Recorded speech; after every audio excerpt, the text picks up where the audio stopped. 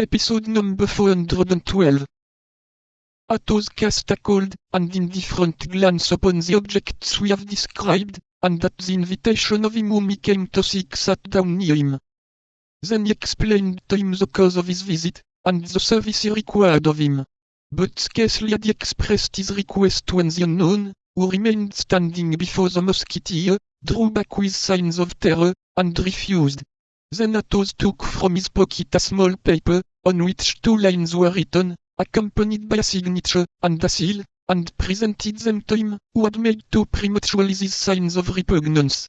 The tall man had scarcely read these lines, seen the signature, and recognized the seal, when he bowed to denote that he had no longer any objection to make, and that he was ready to obey. Athos required no more. He arose, bowed, went out, returned by the same way he came, re-entered the hotel, and went to his apartment. At daybreak D'Artagnan entered the chamber, and demanded what was to be done. "To wait," replied Athos. Some minutes after, the superior of the convent sent to inform the musketeers that the burial would take place at midday. As to the poisoner, they had heard no tidings of her whatever, only that she must have made her escape through the garden, on the sand of which her footsteps could be traced, and the door of which had been found shut. As to the key, it had disappeared. At the hour appointed, Lord de Winter and the 4 friends repaired to the convent. The bells tolled, the chapel was open, the grating of the choir was closed. In the middle of the choir the body of the victim, clothed in a novitiate dress, was exposed.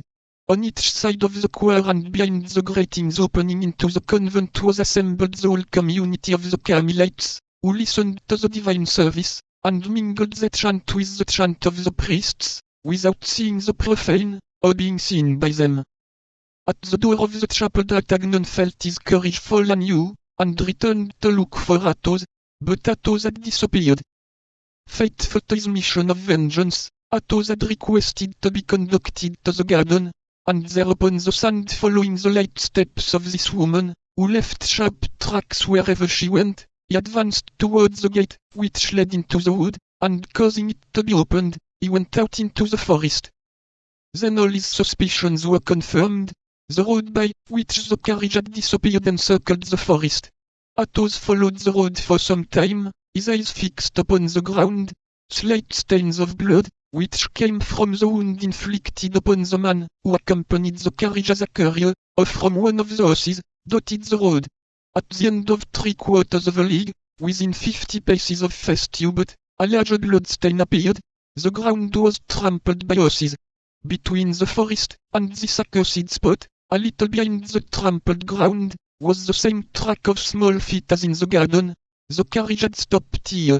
At this spot Milady had come out of the wood, and entered the carriage. Satisfied with this discovery, which confirmed all his suspicions, Athos returned to the hotel, and found Planchet impatiently waiting for him.